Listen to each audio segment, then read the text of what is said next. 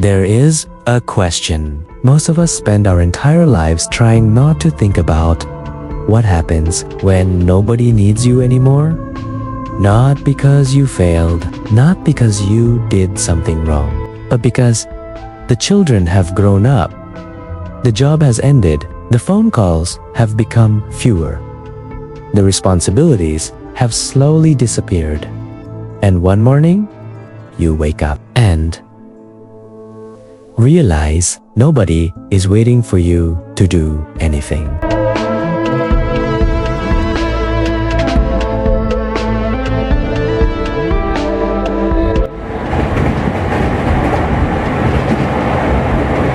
For most of our lives, being needed feels like proof that we matter. Someone needs our advice. Someone needs our work. Someone needs our protection. Someone needs our presence. And without realizing it, we may begin to build our identity around those needs. Until one day, the needs disappear and something much quieter takes their place: silence.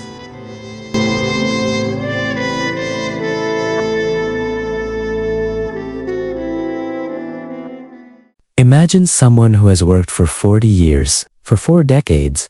His mornings had a purpose.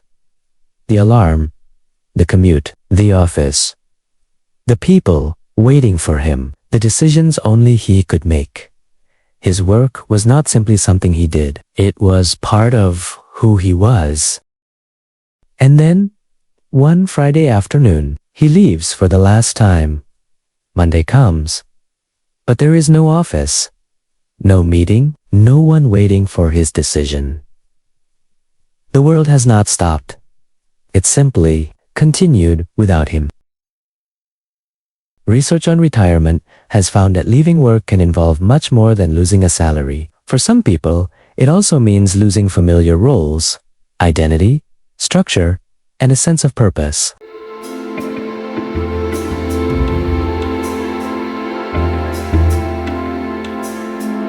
And perhaps that's the first shock. Discovering that being important to a role is not the same as knowing who you are without it.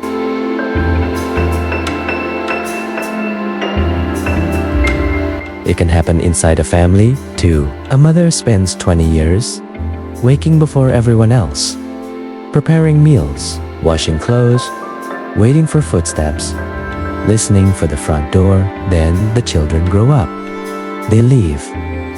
And suddenly, the house is still there. The furniture is still there. The photographs are still there. But the little reasons for so many daily routines are gone.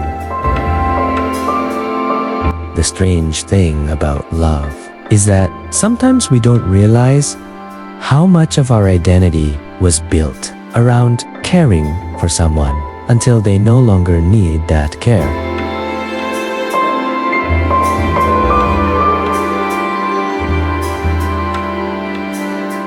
And the silence of an empty house can sometimes sound like the end of a life chapter. There is another kind of loss, perhaps even harder to explain.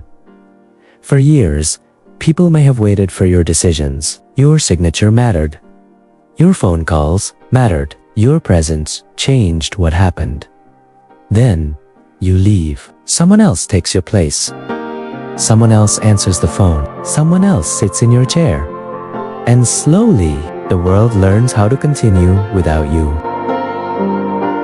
That can hurt, not because the world is cruel, but because it reminds us of something we already knew and didn't want to feel.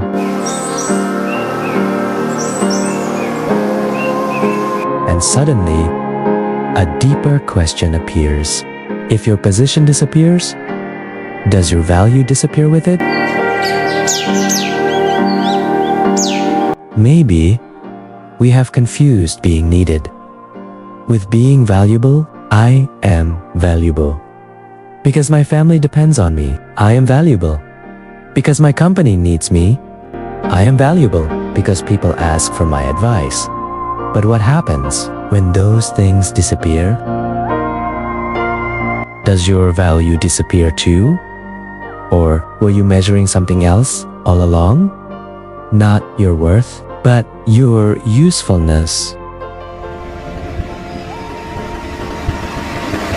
And that may be the most uncomfortable question in this entire story. Who are you when there is nothing left for you to prove?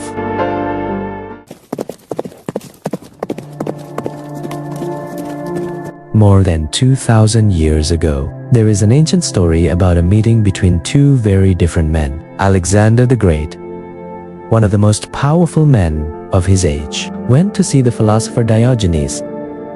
Alexander had armies, wealth, power, thousands of people ready to obey him. But Diogenes was simply lying in the sun. According to Plutarch's account, Alexander asked him if there was anything he wanted. Diogenes looked at him and answered, "Stand a little out of my sun." Alexander could offer him almost anything. Diogenes wanted almost nothing. The story has survived for centuries, perhaps because it asks such a strange question. Who was richer, the man who could command armies, or the man who did not need anything from him? Alexander had the power to make others need him. Diogenes seemed comfortable without needing to be important to anyone.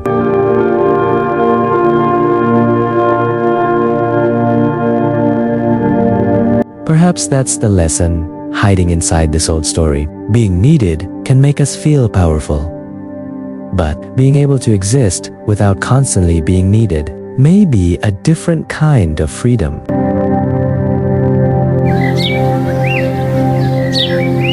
Maybe one day, the children won't need our help. The workplace won't need our experience. The phone won't ring as often, and the responsibilities will become lighter.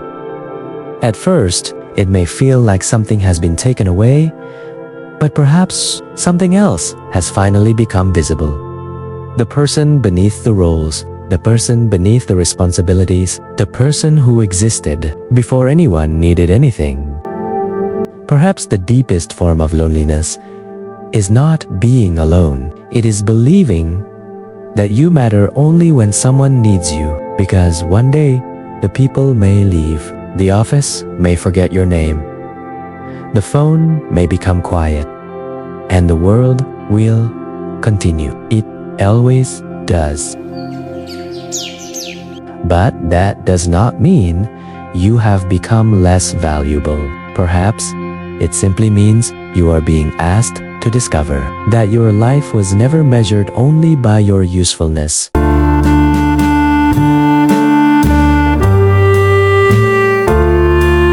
And maybe the real question was never, what happens when nobody needs you anymore? Maybe the real question is, who are you when you finally stop needing to be needed?